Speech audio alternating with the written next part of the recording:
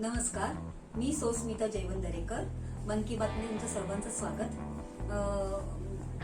आज मन की बात बोलण्यापेक्षा मी असं म्हणेन की तुमच्याकडे आज खरंच मी काहीतरी आज मन की बात नाही बोलणार आहे. मी आज तिकडचे गप्पा मारणार तुमच्याकडे. आणि आता आम्ही जे वटसावित्रीचं ब्लॉग टाकलं माझ्या ओजसनी, त्या ब्लॉगबद्दल आपण आज बोलूया. तर मला कमेंट खूप छान छान आले आणि फोनचे खूप कमेंट आले. तर मला आधी पहिला ते सगळ्यांना सांगू शकतं की तो फोन नंबर ना आम्ही ह्यासाठी टाकलेला आहे, म्हणजे माझ्या ओजसनी ह्यासाठी टाकलेलं आहे की त्यांनी जे त्याच्यासाठी म्हणजे जे ज्यांची दुकानं बंद पडले किंवा त्यांचे धंदे बंद पडले तर त्यांना ते उपयोगी पडणार ह्यासाठी त्यांनी तो नंबर टाकलाय. तर प्लीज त्या नंबरवरती कमेंट तुम्ही करू नका, कारण की त्या नंबरवरती तुम्ही कमेंट करता. त्याचा आता अभ्यास चालू आहे 10वीचा, त्याची शाळा असते चालू. तर जर तुम्हाला कमेंट करायचेच असतील, आम्हाला जर चांगल्या शुभेच्छा द्यायच्या असतील तर तुम्ही प्लीज लिखाणाद्वारे द्या ना. ते जास्त आम्हाला आवडेल आणि ते सगळ्यांना दिसण्यात पण येतील की आम्हाला तेवढे कमेंट द्या. आता ऍक्च्युली झालंय काय की नंबर असल्यामुळे बरेच जण फोनच करताय आणि माहितीनं फोन करून मला ओळख नसते, त्यामुळे आमच्याकडे कधी कदाचित आम्ही ते असं कोणाचं मन दुखावला गेला असेल, कारण की बरेच वेळेला मला फोन आले.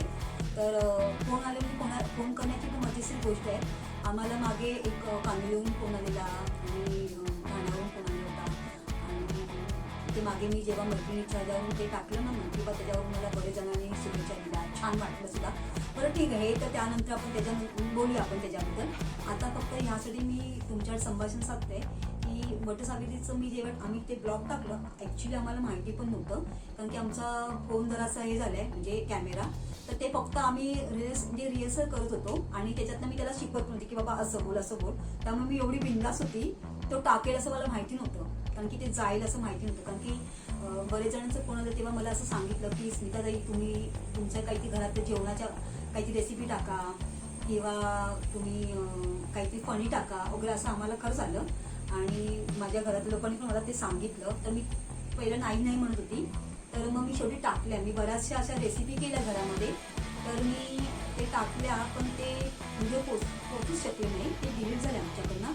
पुन्हा मी एक असा आम्ही प्रोग्राम पण केला होता की सखी सुगरण म्हणून मी केलं होतं की मैत्रिणीकडे जाऊन ती मैत्रिणी माझी काही रेसिपी दाखवली.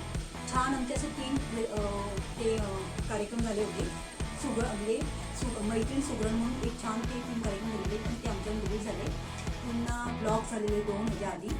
बरं ठीक आहे, ही तर मी तुम्हाला अशी माहिती देते शेअर करायला पाहिजे म्हणून. तर आता आपण वटपौर्णिमेचं आपण त्या दिवशीचं बोलूया. झालं काय, आणि इतक्या घाई ते असं सहज आम्हाला वाटत होतं, पण त्यांनी ते केलं. त्याच्यातनं मला त्यांनी सांगितलं की आई एक छानशी गोष्ट सांग, किंवा पूजा विधी, किंवा तुझी मांडणी कशी आहे, ते वाणाची मांडणी कशी आहे, किंवा तू कसं पूजा करते.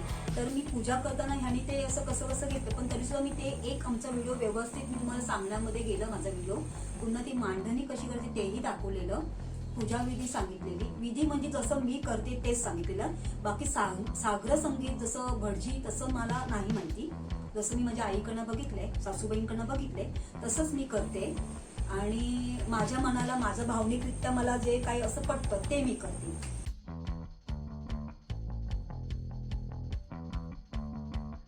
ह्या गोष्टी संपल्यात. आता मी कमेंटचं बोलते.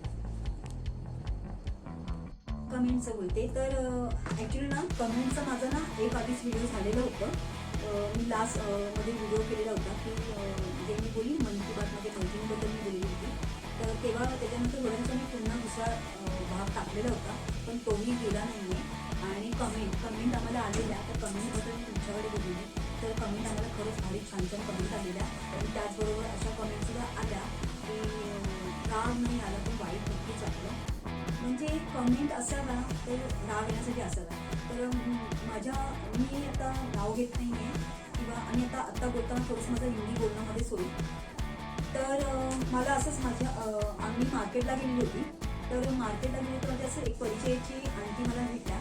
तर मला वाटतं मी 3-3.5 वर्षांनी भेटले, कारण की आमचा एक तो ग्रुप होता म्हणजे माझ्या मुलाचा शाळेत जाण्याचा आमचा ग्रुप होता. तर त्यांचा आता नातूही झालं. तर कैसी हो बेटा वगैरे ते मला बोलले. म्हणजे हां आंटी मी ठीक हो, आप कैसे हो. तर सगळं आमचं बोलणं वगैरे झालं. नंतर मग बोलताना तिने व्हिडिओचं टॉपिक काढलं. हाँ मैंने सुना है तुम्हारा लड़का व्हिडिओ बना रहा है वगैरे वगैरे असं बोलले वगैरे. आधी ते भी नहीं बोली थी, आधी तो जनरल मध्ये बोलती कि क्या बच्चों को पागल के जैसे टूट पड़े हैं वीडियो के पीछे, ये वो कुछ काम धंधा तो है नहीं, ऐसा वगैरह असं खाली बैठे हुए रहते, खाली दिमाग, शैतान का दिमाग, माँ बाप को भी अक्ल नहीं है, तो बच्चे तो ऐसे सब बिना पढ़े लिखे हैं, तो इसे वही तो सब बनाते असं. सॉरी माझं बोलण्याची त्यांचं बोलण्याची पद्धत मी दाखवली होती. तर त्या वयस्कर आहे पण नाव त्यांचं घेत नाही. तर अशा मला म्हणाल्या त्या. तर मला वाईट नक्कीच वाटतं, कारण की जिथे माझ्या मुलाचा विषय येणार किंवा माझा मुलगा काय, तिथे बरीच जिथे दुसरी मुलं असतील तर ती मुलं आहेत, मुलं ही किती मोठी असू दे, आपलंच काही दुसऱ्यांची मुलं आहे ना, तर मला असं वाटतं कुणालाही बोलायचा असा अधिकार नाही है. मुझे ऐसा लगता है किसी को भी बोलने का अधिकार नहीं है. बच्चे क्या करते हैं आपको मालूम नहीं है. आंटी जी, किसी बच्चे को हंसो मत. क्यों मालूम है? बच्चे जितने ब्रिलियंट और जितने टैलेंट है ना, उतने हम लोग नहीं है. बच्चे, आज के बच्चे को बहुत कुछ समझ में आता है. मैं अगर आपको बात करूँगी तो हमारे सोसाइटी की, मुझे ऐसा भी बोला गया कि उसको तो अकेडमी में या किसी क्लास में डालना पड़ेगा. लेकिन आपने नोट किया होगा तो हमारा जो वीडियो डालते हैं हम लोग एक्टिंग नहीं करते. वो जो भी मुलाकात लेते तो वो ओरिजिनल लेता है, उधर जाकर ड्रामा नहीं करता है, किसी के लिए अच्छी बात सोचता है. ये मेरा बेटा है इसलिए नहीं बोल रही हूँ, क्योंकि एक चैलेंज के हिसाब से मैंने इसको दिया. चैलेंज के हिसाब से उसको हम लोग ने दिया था, उसने भी लिया. अच्छा काम कर रहा है इसलिए हम लोग उसको रोक नहीं रहे.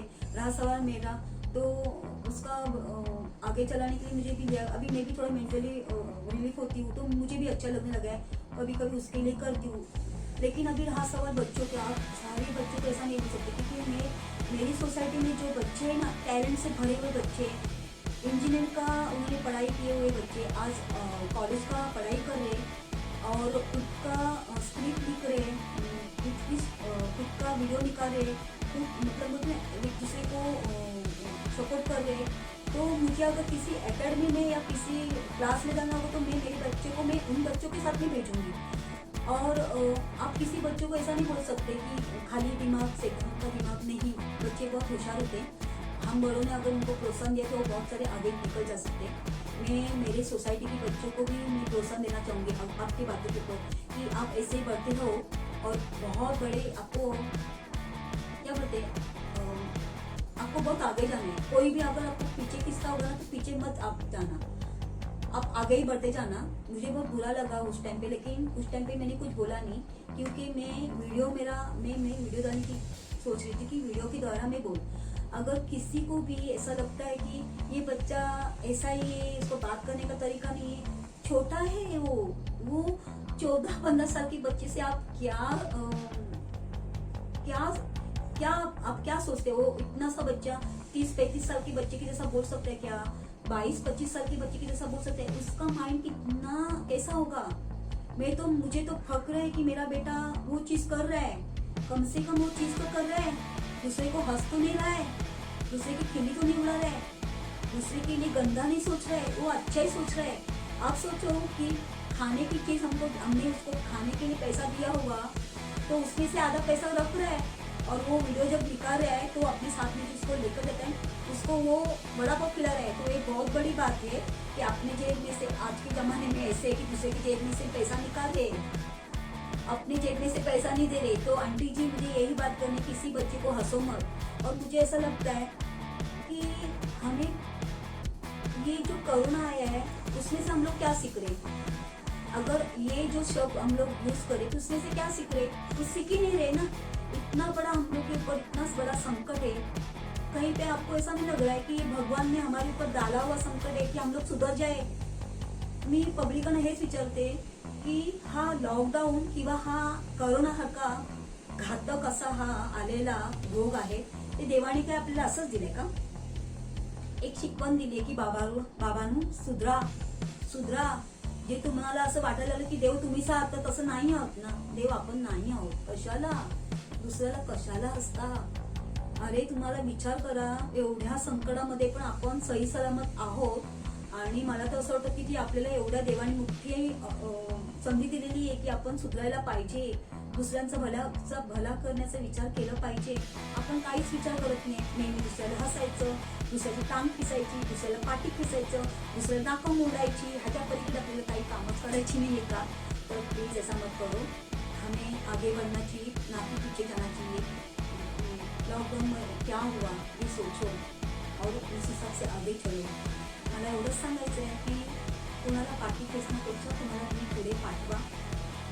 कोणाचं तरी भलं होते असं विचार करा. ज्या घरामध्ये मला आता करोनाचा विषय घेतला असेल तर मी सांगते, गेल्या वर्षी इतकं मोठं आपल्यावरती संकट आलेलं, म्हणजे ह्या वर्षी पण आपल्यावर संकट आहे, नाही असं नाही आहे. पण गेल्या वर्षी जर विचार केला तर किती मोठं संकट आहे. त्याच्यातनं आपल्याला जर देवाने सही सलामत केलं तर आपलं किती मोठं भाग्य आहे ना. त्याच्यात पण आपल्याला फक्त गुणीतूनच काढायचे का? आपल्याला फक्त आपल्याला वाईटच बोलायचंय का? कोणाचं चांगलं बोलायचंच नाहीये. मला तर असं वाटतं कोण जात असेल ना त्याला सपोर्ट करा ना, सपोर्ट करा. त्याच्यातनं काहीतरी शिका. मी माझा एवढा मुलगा आहे, त्याच्याकडनं मी खूप काही शिकते. तुम्हाला माहितीये, जर लिटरली जर विचार केला ना, 4-5 वर्षापूर्वी, 4-5 वर्ष नाही म्हणता येणार, 2-3 वर्षापूर्वीचा माझा स्वभाव आणि आत्ताचा स्वभाव आणि आत्ता ह्या 2 वर्षामध्ये, म्हणजे गेल्या वर्षापासून ते ह्या वर्षापासून लिटरली माझा स्वभाव मी चेंज केलाय. म्हणजे मी असं कोणाला सांगू शकत नाही तुम्ही रागावू नका, तुम्ही असं म्हणजे रूडली बोलू नका. तर मला असं वाटतं की लाईफ आहे ना, म्हणजे आपण आहे ना, म्हणजे मी ह्या 2 वर्षामध्ये माझ्यामध्ये मी किती हे केले आहे. खूप शांत मी, म्हणजे आपल्याला काहीतरी शिकून जातो. मला असं वाटतं हा करोना आपल्याला काहीतरी शिकून गेलेला आहे. पण मला असं वाटतं काही माणसांना मी जेव्हा बघते ना, खरंच नाही शिकवलं. म्हणजे तुमच्यावरती कोणता आघात केल्यावरती तुम्ही सुधारणार आहात. तर प्लीज असं करू नका. देवाने कुठेतरी आपल्याला ना हे काहीतरी आपण पाप केले ते देवाने आपल्यावरती टाकले आहे. तर देवाला सांगूया की आम्ही जे चुकलो ते आम्हाला माफ कर, आम्हाला क्षमा कर आणि ह्याच्यातनं आम्हाला मुक्त कर. तर आपण परत तसंच वागलो ना नेहमी, तर देव मला असं वाटत नाही की आपल्याला ते क्षमा करेल, माफ करेल. तर प्लीज असं नका करू. कोणाची चेष्टा मस्करी करू नका. कोणाच्या बोलण्याला कमेंट करू नका. कमेंट करा. कमेंट म्हणजे मी माझ्यासाठी नाही म्हणते, असं जे प्रॅक्टिकली बोलते की खरंच असं करतात. मुलाला अक्षर दुखावतात. अगर हम लोग ने बच्चों के सामने बच्चों का मजाक किया तो बच्चे क्या सीखेंगे. तर हे माझ्या घरामध्ये होत नाही. आज अक्षरशः आम्ही नवरा बायको आमच्या मुलाला हे शिकवतो की जे तू करणार तेच तुला भेटणार. तू दुसऱ्यांचा आदर केलास तर तुला लोक प्रेम देणार, आदर देणार. तू दुसऱ्यांना जर तुच्छ ठरवलंस तर तुलाही तसं तुच्छ ठरवणार. माझा मुलगा शिकतोय. ऍक्च्युली काय ना, मला हिंदी येत नाहीये. ऍक्च्युली मला ज्यांना सांगायचं ते हिंदीमध्ये सांगता आलं असतं मला व्यवस्थित, त्यांना तसंच समजलं असतं. मुझे इतना ही बोलना है, प्लीज किसी का मजाक मस्ती मत उड़ाओ, किसी को इतना नीचे मत गिराओ कि आप ये बात बोले किसी को नीचे नहीं गिरा रहे, आप खुद ही नीचे गिर रहे हो. किसी के लिए बुरा सोचकर उसको बुरा नहीं बोल रहे हो, आप खुद ही बुरे बन रहे हो. तो ये मेरा थॉट था, ये मेरी थिंकिंग थी. मी दुसरे की थॉट्स वगैरे दुसरे की थिंकिंग दुसऱ्यांच्या विचारापर्यंत मी नाही जाऊ शकत. मला एवढं माहिती आहे की मारणाऱ्याचे हात पकडू शकतो, बोलणाऱ्याचं तोंड नाही पकडू शकत. पण तरीसुद्धा एक मी ह्या म्हणतात ना, मी एक ह्या जगाचं किंवा ह्या महाराष्ट्राची किंवा आपण म्हणतो ना, आपण एकत्र राहतो म्हणून एक जबाबदारी म्हणून सांगते की प्लीज कुणालाही वाईट बोलू नका. आणि आपल्याला लॉकडाऊनमध्ये एकामेकाला एकत्र राहायचंय. डोळ्याने कुणालाही मारायचं नाहीये, कारण की करोना असंच मारतोय आपल्याला. आणि ते शिंकलं का असं काहीतरी चेहऱ्यांकडे बघणार, खोकलं का असं काहीतरी बघणार. तर ते करोना तर मारणार आहेच, पण त्याच्या आधी आपण कशाला माणसाला मारायचं. राहा ना छान, मस्त की राहूया ना हसत खेळत. असंच ठीक आहे, हा माझे विचार आहे. पण गेल्या वर्षीच्या लॉकडाऊनचं जर तुम्हाला मी सांगायचं झालं ना, तर गेल्या वर्षीचं लॉकडाऊन किती भयानक होतं. तर त्या लॉकडाऊनचा विचार केला तर तुम्हाला कळायला पाहिजे की देवाने जर आपल्या सही सलामत ठेवले तर खूप मोठं आपण काहीतरी भाग्य केलंय, काहीतरी मोठं आपण पुण्य केलंय. आणि मला असं वाटतं की ज्यांच्या घरी हे जे झालेत ना, करोनाची पेशंट होऊन गेले, त्यांना विचारा त्यावेळेला काय मुवमेंट होती. तुम्ही विचार केला असता. दुसऱ्याला हसायच्या आधी कुणाला ते झालं की लगेच त्याला बघून काहीतरी असं काय, करोना हा एक रोग आहे ना, काय आहे, कशाला तुम्ही असं करता. बरं ठीक आहे, हे झालं. मला आता हे म्हणायचं आहे की ज्यांच्या घरामध्ये तुम्ही एक विचार करा, अजून एक शब्द ऐकलाय की स्टार, म्हणजे आता कसं सांगू, हिरो हिरोईन वगैरे. हिरो हिरोईन म्हणजे काय असतं, गेल्या वर्षीच्या यामध्ये 2020 मध्ये कोणत्या हिरोईन, तर मी नावं नाही घेत त्या हिरोईन लोकांची, कारण की मला कोणाला तरी हे करायचं नाही, टार्गेट करायचं नाही. तर त्यांनी भांडी उभ्याने घासली की आडवी घासली, ते एवढं चालवलं तुम्ही लोकांनी, ते बघितलं, त्याच्यावरती एवढा मोठा हे, म्हणजे त्या आंटीबद्दल अरे व्हिडिओ देखणे तो उनका देखणे का, अरे का बघायचं त्यांचा व्हिडिओ. आपले बघतात सर्वसामान्यांची व्हिडिओ, ते लोक बघतात का? आणि मला हे कळतच नाहीये. त्यांना आपण हे करायचं जेव्हा की ते लोक आपल्यासाठी आपल्यामुळे आहेत, आपण त्यांच्यामुळे नाही आहोत. जीवाचा रान करतो आपण, महिन्याचा पगार येतो, कधीतरी हा विचार केला का त्याच्यातनं अक्षरशः पगारातनं पैसे काढायचे आणि एखादी मूवीज बघायची, ते लोक कधीतरी करतात का? बरं जाऊ दे, आता हे विषय मी नाही घेते. तर मी माझ्या मांडण्यात तुम्हाला सांगितलं की तेच पानाचा विडा, वस्त्र आणि म्हणजे खरं सांगायचं तर 5 पानांमध्ये तुम्ही आंबा, फणसाची घरं, करवंद आणि जांभूळ आणि केळ, हे 5 झाले. त्याच्या व्यतिरिक्त तुम्हाला अजून दुसरे काही फळं घ्यायचे तर तुम्ही तुमच्या घेऊ शकता, पण आम्ही कोकणातले हेच घेतो फळं. बरं ते झालं. नारळ आणि विडा सांगितलंच मी, आणि वस्त्र. आता वस्त्र बरेच काहीकांकडे वस्त्राची पद्धती अशी मांजरपटचं अगं बोल. अच्छा, तर वस्त्राची काहीकांकडे अशी थोडंसं मध्ये म्हणजे रेखाकडे बोलतो सर या, तर वस्त्राची अशी पद्धत आहे की मांजरपटचं वस्त्र घेतात आणि ते कुंकू आणि हळदीच्या पानामध्ये बुडवतात, त्याला वस्त्र ते तयार करतात. तर आमच्याकडे तशी पद्धत नाही. आमच्याकडे जे आपण कापूस म्हणतो ना, कापसाला आपण चांगलं ते पूर्ण चोळून व्यवस्थित तिला लांब करायचं आणि त्याला हळदी कुंकवाचं त्याला बोटं आपण हे करायचं, थोडं थोडं मध्ये गॅप सोडून असं 5, 7, 8 नाही 12 असे तुम्ही बोटं लावायची ती, आणि त्याला छान आपण असं वस्त्र गोल करायचं, त्याला वस्त्र. तर हे माझं मांडणीचं असतं. तर आणि फुलं, जे वाणामध्ये तुम्हाला जे फुल टाकायचं आहे ते गजरा घ्या, फुल घ्या म्हणतं, ते मी आता ह्या व्हिडिओमध्ये माझं ताट मी ह्या वेळेला कसं मांडलंय ते मी दाखवते तुम्हाला. तर हे माझी मांडणी आहे. आणि पूजाविधी असं करते. आणि तुम्हाला सांगायचं राहिलं, पुन्हा त्या ताटामध्ये काळ्या मण्यांचं, म्हणजे काळ्या मणी आम्ही त्या वाणामध्ये 5 काळ्या मणी ओवून, कारण की तेच मेन आहे, 5 काळ्या मणी ओवून व्हाईट धाग्यामध्ये ते प्रत्येक वाणामध्ये टाकायचं. पुन्हा दोऱ्याची गुंडाळी तर असते ते माहितीच आहे. तर आता तुम्हाला पूजाविधी सांगते त्याचं काय अर्थ. आता बरेच जणांना पानाचा विडा हे कुणाला माहितीच नाहीये. ऍक्च्युली मला पण नीटचं माहिती आहे, पण पानाचा विडा म्हणजे हा गणपतीचं स्वरूप आपण मानतो, गणपतीला आपण तो पानाचा विडा दाखवतो, असंच काहीतरी आहे. पानाचा विडा आपल्या प्रत्येक पूजेमध्ये पानाचा विडा लागतो, तसंच नारळी पूजेमध्ये पानाचा विडा असतो. नारळ पण हा एक पूजाचा विधी आहे. नारळ पण घेतोच ते आणि घ्यावंच लागतं, पण मला असं वाटतं कधी कधी माझ्याकडनं होतं ते विसरतो असं. पण नारळ तुम्हाला जसं घ्यायचं असं तुम्ही घेऊ शकता, नाही ते पण भावनिक विद्या माझ्याप्रमाणे माझ्या बुद्धीला जे मला पटतं ती पूजा मी करते. तर आता हे तर ताट मांडणीचं झालं, मी तुम्हाला सांगितलं. पूजाविधी म्हणजे मी पूजा कशी करते. मी ना, मला भटजीने केलेली मला माहिती नाहीये, पण जेवढं मला मी करते, एवढ्या वर्षी लग्न झाल्यापासून मला आईने दाखवलं असं. तर मी काय करते, मी ते ताट घेऊन जाते आणि त्या वडाच्या झाडाच्या इथे मी ते ताट ठेवते आणि मग ते गडू तांब्या असतं पाण्याने भरलेलं, तर मी तो आधी पहिला पाण्याने ते त्याचं हे करते, झाडाला मी ते अभिषेक करते झाडाला पाण्याचे. मी दूध घेत नाही, पण त्याच्या मागे पण उद्देश आहे, विनाकारण ते दूध टाकायचं, मग ते मुंग्या येणार, ते चिकटपणा होणार, की अळी लागणार वगैरे, म्हणून मी त्या झाडाला दूध नाही टाकत. मी पाण्याने फक्त त्यांना हे करते, अभिषेक करते. पाण्याने अभिषेक केल्यानंतर त्याला हळदी कुंकू लावायचं. आणि आधी बरेच जणांना एवढं कळतच नाही की ती कुंकवाचा आधी हात लावतात, पण नाही, आमच्याकडे आधी हळद लागतात. हळद कुंकू लावायचं, नंतर अक्षता टाकायच्या. कसं लावतात आई? हे बघ, हा आमच्याकडची पद्धत आहे की हा करमणीच्या बाजूचा जे बोट आहे ना, त्याला कुंकू असतं आणि मधल्या बोटाला हळद असतं.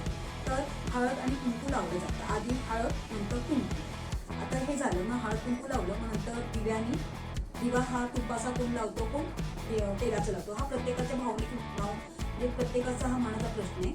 तर मी तर साधाच दिवा लावते, तुपाचा दिवा नाही लावत. म्हणजे तुपाचा दिवा लावला तर मग प्रत्येक वेळेला तो तुपाचा दिवाच लावावा लागणार, त्यामुळे माझा तो तेलाचा असतो दिवा तोच निघतो. आणि त्या अगरबत्ती ते मी हळद कुंकाचं वगैरे लावलं का अगरबत्ती ओवाळते. अगरबत्ती मग मी त्या केळ्याला ठेवते. नंतर मग जे मी दिवा असतो त्या दिव्याने मी पूर्ण त्या झाडाला औक्षण करते. त्या दिव्याने मग दिवा ठेवते खाली आणि मग ते देवा आणलेली फुलं वगैरे किंवा हार वगैरे ते घालते मी. आणि तो जे माझं हे असतं वाण ते मी वाण ठेवते. आणि प्रदक्षिणा घालायच्या आधी मी माझ्या ज्या मनामध्ये ज्या काय माझ्या भावना आहेत मला देवाकडे ज्या सांगायच्या आहेत ते मी सगळं माझ्या नवऱ्याबद्दल किंवा माझ्या मुलाबद्दल माझ्या घराबद्दल मी ते सगळं मी त्यांच्या पुढे सांगत असते. आणि माझं मी मनाचं सांत्वन करत असते त्या देवाच्या पुढ्यामध्ये त्या झाडाच्या पुढ्यामध्ये. कारण की अजून लोकांना हे मुळात माहिती नाही की झाडाला प्रदक्षिणा घालतातच का हे मुळात माहिती नाही. तर मला असं लहानपणापासून मी ऐकलेलं आहे की बरेच जण सत्यवानाला झाडाच्या एकाने पडतो सत्यवान मग ते काही यम येतं वगैरे असं म्हणतात. पण आता ही स्टोरी मला नंतर सांगते. पण मला असं ऐकण्यामध्ये माहिती आहे की माझ्या मित्रांनी सांगितलं की झाडाची गुंड इतकी अद्भुत असतात इतकी विशाल काळे असतात तर त्याला प्रदक्षिणा घालताना तेच आपण ॲक्च्युली मी तेच बोलत असते की तुझा बुंदा जेवढा विशाल आणि इतकं मजबूत आहे तसंच माझा विश्वास माझ्या नवऱ्यावरचा आणि माझ्या नवऱ्यावर तेवढंच मजबूत ठेव हेच माझं मनोकामना असते की माझ्या मनातली मनोकामना असते की माझ्या नवऱ्याला माझ्या घरात तेवढंच मजबूतीने तुझे जसे डाळ्या पसरलेल्या आहेत तुझी मुळं जशी पसरलेली आहेत तशी माझ्या संसाराची माझ्या जे पॉझिटिव्ह जे थिंकिंग आहे तसेच ते माझ्या संसारामध्ये पसरू दे आणि त्याची मुळं बऱ्याच ठिकाणी जाऊ दे असंच माझं असतं. आणि माझ्या नवऱ्याला तितक्याच मजबूतीने उभं ठेव आणि हीच माझी मनोकामना असते. बस मला माहिती नाही आहे तर तुम्ही हसाल कदाचित ही माझी मनोकामना असते. आणि नंतर मग मी ते एक काळ्या मण्याचं जे देवाला वाण ठेवलेलं असतो ते त्यातच मी ते काळ्या मण्याचं काढते आणि त्या वडाच्या झाडाच्या एका बुद्धाची मी ते बांधते आणि ते अगदी तसंच राहू दे असं माझ्या मनातनं असं की तसं. आणि नंतर मग मी ते 5 प्रदक्षिणा घालते देवाच्या पुढ्यामध्ये आणि ते प्रत्येक प्रदक्षिणाच्या वेळेला माझ्या नवऱ्याच्या बाबतीत माझ्या घराच्या बाबतीत मी त्यांच्याकडे संभाषण साधत असते. हे माझं आहे. आता हे मी माझ्याप्रमाणे ही माझी पूजा सांगितलेली पूजाविधी आहे. आणि आता भटजीच्या प्रमाणे काही वेगळं असू शकतं मला माहिती नाही. ही माझी पूजाविधी आहे. आणि माझं पूजा झाल्यानंतर मग मी ज्या सवासनी येतात माझ्याकडे ज्या मला द्यायला त्यांनाही मग मी ते देते आणि त्यांच्याकडनं आशीर्वाद घेते. आणि हो मला नमस्कार करायची भारी सवय आहे. बरेच जणांचं असं मत आहे सगळी कामधंदे सोडते आणि नमस्कार करते. तर मी माझ्या आईकडनं नेहमी शिकलेली आहे मोठ्यांचा नेहमी आशीर्वाद घ्यायचा.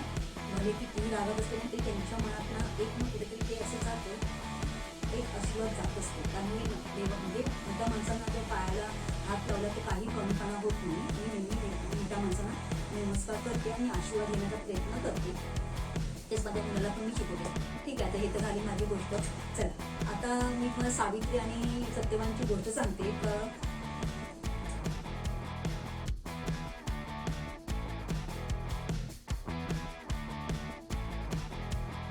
सत्यवानची गोष्ट तेव्हा सावित्रीची स्टोरी अशी आहे ॲक्च्युली लोकांना एवढंच माहिती सत्यवान सावित्री नवरा आहे सावित्री सत्यवानची बायको आहे. सत्यवानाला यम येतो न्यायला आणि ती त्याच्या पाठी जाते. पण ऍक्च्युली तसं नाहीये. तर अशोकपती नावाचा एक राजा असतो आणि त्याला ना तो निसंतान असतो. मला असं वाटतं की त्याला ना मुलं नव्हती त्याला आणि तो प्रचंड उपास तपास करतो आणि बरेच त्या देवीची पूजा करतो. आणि 18 वर्षांनी तो काय करतो 18 वर्षांनी तो त्याला ती सावित्री जन्माला येते. ती सावित्री जन्माला येते पण ती इतकी सुंदर आणि इतकी देखणी असते सावित्री. आणि हळूहळू सावित्री मोठी होते. तर सावित्री त्यावेळेला असं होतं की अगदी वयात मुलगी आली तर तिचं लग्न करायची म्हणजे अगदी त्या काळामध्ये. तर मग अशा वेळेला तिच्याकडे लग्न करण्याची पण कुणाची पात्रता नव्हती आणि धजावत नव्हते कोण तुझ्याकडे लग्न करण्यासाठी कोण पुढे जात नव्हते. अशा वेळेला त्या राजाला इतका मोठा प्रश्न पडलेला होता की आता हिचं कसं होणार. तर त्याच टेन्शनमध्ये तो राजा होता. आणि अशाच वेळेला ना तो शेवटी कंटाळून ना तो एक अमात्य म्हणजे एक म्हातारा वृद्ध त्यावेळेला ते गुरु असतात वगैरे त्या अमात्य म्हणजे ते शिक्षक त्यावेळेला असायचे अमात्य बोललं तर. मग त्या वृद्ध म्हाताऱ्या माणसाकडे तो आपल्या मुलीला सोपवतो आणि त्याला सांगतो की बाबा रे हिला तू घेऊन जा. आणि तो ते अमात्य म्हणजे ते म्हातारा माणूस तो तिला जंगलामध्ये घेऊन जातो. ह्या जंगलातनं त्या जंगलात, त्या जंगलातनं ह्या जंगलात, ह्या राजवाड्यातनं त्या राजवाड्यात. कशासाठी? तर तो फक्त तिने आपला वर स्वतः शोधायला पाहिजे म्हणून. असंच करता करता एका जंगलामध्ये ते लोक जातात. म्हणजे ते म्हातारे वृद्ध आणि सावित्री. असं जाताना त्या सावित्रीच्या नजरेला सत्यवान दिसतो. सत्यवान दिसतो तर सत्यवान त्या जंगलामध्ये ह्यासाठी असतो की सत्यवानाचा सुद्धा राज्य वेगळा असतो. तोही काही दिशेला लागलेला असतो. त्या सत्यवानाबरोबर सत्यवानचे वडीलही असतात. म्हणजे जेवढी गोष्ट मला माहिती त्याच्यावरून सांगते. सत्यवानचे वडीलही असतात आणि त्या वडिलांचे डोळे गेलेले असतात. आणि अशाच वेळेला तो सत्यवान हत्ती घोडे मातीचे करायचा आणि त्यांच्याबरोबर खेळायचा. कारण की तो राजा असतो, राज्य गेलेला असतो म्हणून कदाचित असेल तसंच काहीतरी. तो त्या म्हणजे मातीच्या हत्ती घोड्यांबरोबर खेळत असतो. आणि मग त्या सावित्रीची त्या सत्यवानावरती नजर पडते आणि मग मात्र ती म्हणते की मी केलं लग्न तर ह्याच्याकडेच करणार.